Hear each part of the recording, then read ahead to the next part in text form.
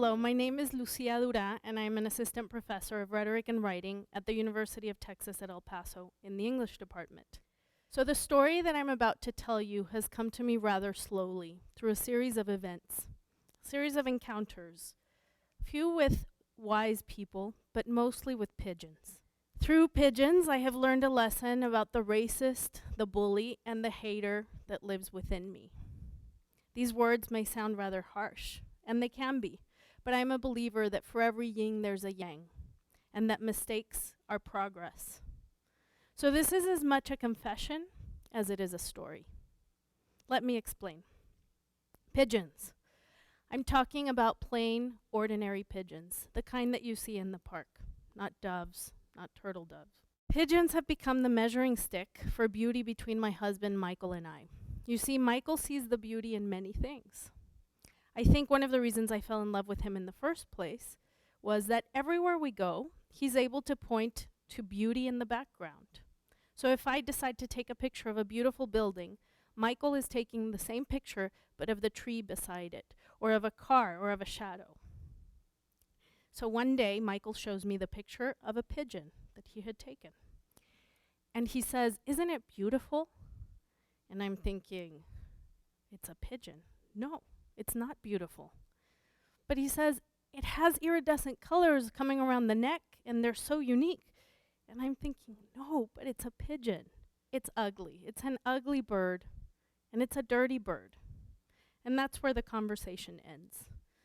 Michael had me thinking, what's wrong with this guy? Does he really just have a huge heart? Are we ever going to see eye to eye in terms of aesthetics? Is he blind to imperfection? What's going on here? So one day I'm sitting in my new office at UTEP, and I look out the window as I'm moving in and getting things out of boxes and setting up my computer, and lo and behold, a family of pigeons lives right outside my window. And this family lays eggs, the eggs hatch, it lays eggs again, eggs hatch, and so on for at least 6 times since I've been here. Pigeons of all things. But it was precisely in this office that one day I was reading a newsletter from The Art of Living that comes into my inbox every so often. And in this newsletter, I read about a Hindu concept that caught me off guard. This concept is called anasuya. And this is what I read. Knowledge will be different at different levels of consciousness.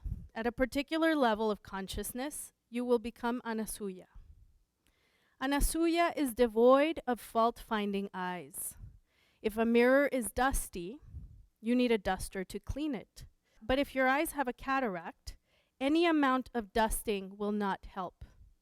So first, you have to remove the cataract. Then you can see that the mirror is already clean. This got me thinking. I looked out the window and saw the pigeon parent feeding the babies. A beautiful miracle. How could I have thought so poorly of the pigeons and indirectly of Michael's perception of beauty? That's when I first considered, might I have a cataract that's preventing me from seeing beauty or from reaching anasuya? On a different day, Michael and I sat outside having lunch with my mom. And Michael pointed out, in his very Michael way, a turtle dove and how beautiful it was. And my mom immediately responded, well, yes, that is beautiful because it is a turtle dove. Pigeons are ugly. They are dirty birds.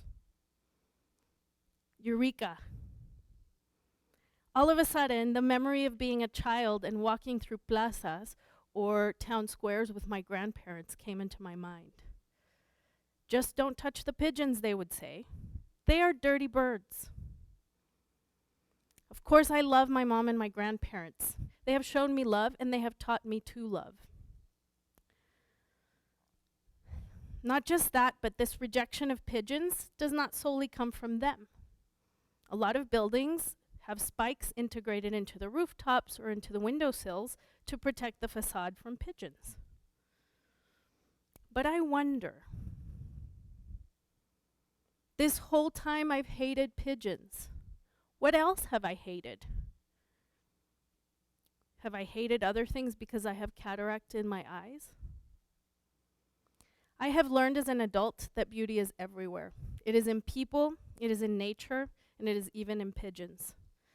But sometimes the baggage we carry over the years, generation after generation, plays out in simple, everyday interactions, and it weighs more than we think.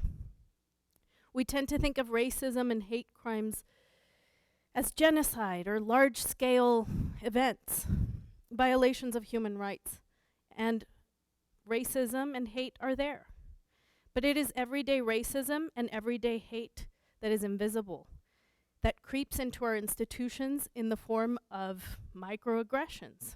It comes into our families, into our schools, into our workplaces, and into our parks and places where we socialize. All because of cataracts.